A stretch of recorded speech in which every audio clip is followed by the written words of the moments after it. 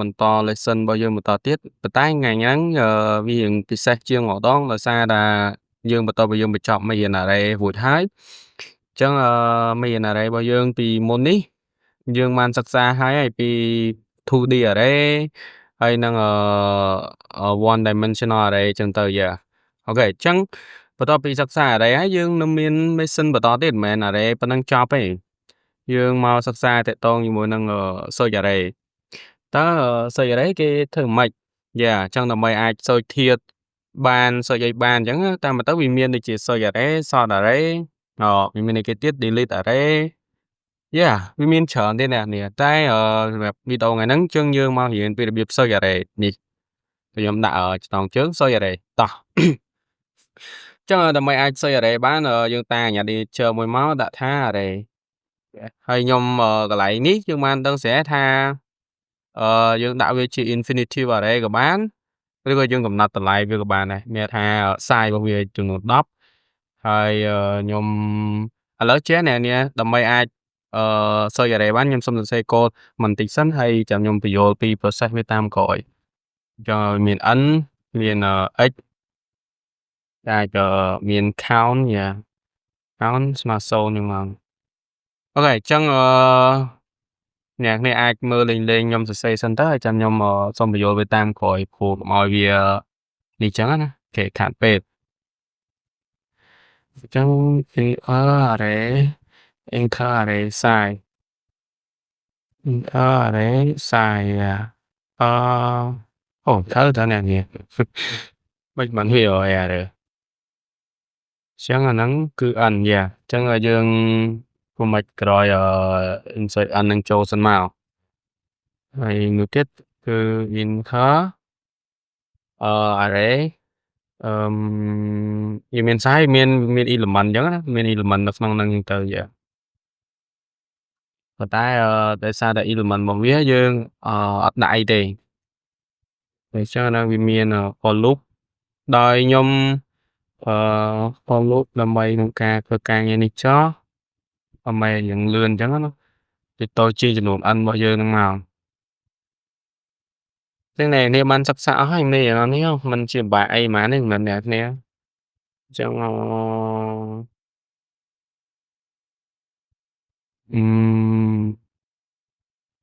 មកវា array element អត់ដូចជាមិនអញ្ចឹងទេអានេះដូចជា cin មិនត្រូវcin array របស់យើងហ្នឹងយកចេញពី i មកអូខេចឹងមួយទៀតខ្ញុំដាក់មកដាក់ថា enter element to be search to be search មកចឹងយើងចង់ search element មកអីអាហ្នឹងបើមកយើងយកចេញពីតម្លៃ x នេះរបស់យើងនេះដែលយើងបានប្រកាសមុននេះចឹងណាហើយចឹងsearch x មកហើយ n គឺបើយើងបញ្ចូល size របស់វាហើយloop នេះវាមិនមែនជារូបមន្តទេប៉ុន្តែ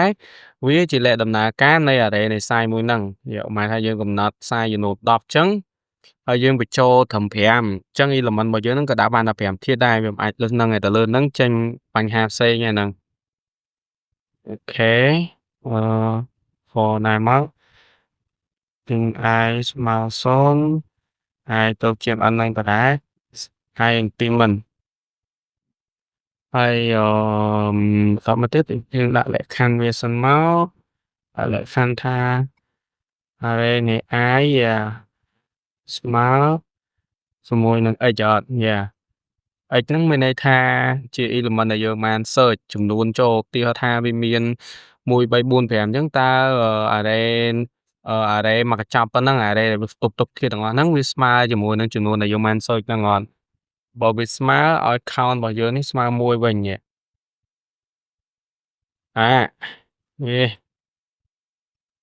count នេះស្មើ1វិញបន្ទាប់ពី0នៅវាដំណើរការ1អញ្ចឹងប៉ុណ្ណឹងមកហើយតាមមកទៀតដូចយើង break ទៅអស់ហើយនេះប៉ុណ្ណាអញ្ចឹងដើម្បីអាចធ្វើការ search បាននេះជារូបមន្តរបស់វាមានតែមកកញ្ចប់ប៉ុណ្នេះទេខ្ញុំសុំសូតិចដូចជាត្រូវហើយមកកញ្ចប់ប៉ុណ្្នឹងទេអានេះមិនមែនទេអានេះជា loop របស់ array នេះទេ អូខេអញ្ចឹងឥឡូវយើងដល់ពេលដែលត្រូវ output តម្លៃវាចេញហើយយើងត្រូវវិធីសាស្ត្រ output មិនក៏បានដែរឥឡូវខ្ញុំសូមដាក់លក្ខខណ្ឌឲ្យវាបន្តិចសិនទៅបើសិនបើ count របស់យើងនេះខ្ញុំដាក់មកបើសិនបើ count របស់យើងហ្នឹងវាស្មើនឹង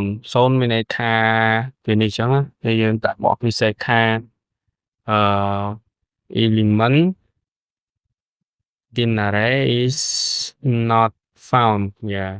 found yeah is not find ក៏បាន is not found ក៏បាន whatever ហើយមួយទៀតគឺ L ដែលយើងបានសិក្សារួចហើយពីប្រភេទ condition លក្ខខណ្ឌ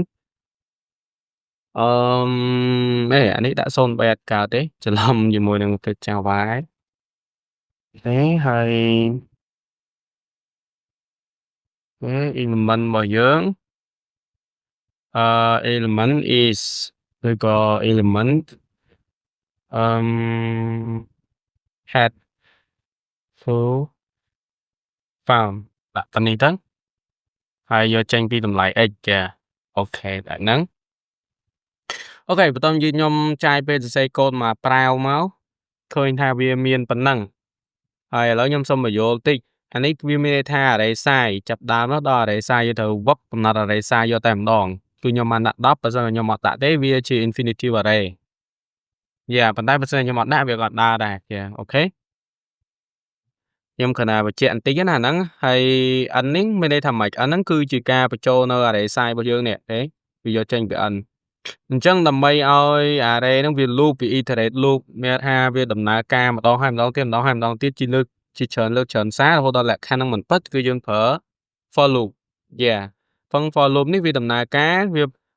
បញ្ចូលមកកញ្ចប់នេះជា array element សុទ្ធនេះ array នេះ i នេះអញ្ចឹងនៅក្នុងហ្នឹងi ហ្នឹងវាជាអីគេ i ហ្នឹងវាជា element យ៉ា i នេះជា element ចំណែកអានេះអត់មានរូបមន្តអីទេអានេះខ្ញុំគ្រាន់តែយកដាក់ជា style ទេយ៉ាខ្ញុំគ្រាន់តែយកដាក់ជា style អញ្ចឹងណាអត់មានរូបមន្តអីទេអានេះអញ្ចឹងយើងអាចមើលបានហើយអានេះវានឹងដំណើរការច្រើនដងអញ្ចឹងទៅពេលខ្ញុំសរសេរអ្នកគ្នាអាចនឹងយល់ហើយឥឡូវមួយទៀតដូចជា array element អញ្ចឹងយើងបញ្ចូលចំនួនធាតុ element អានេះគឺជាការបញ្ចូលចំនួនធាតុ element មានថាយើងបញ្ចូលប្រមាណធាតុក៏បានដែរហ្នឹងដោយធាតុរបស់យើងដែលយើងបញ្ចូលហ្នឹងវានឹង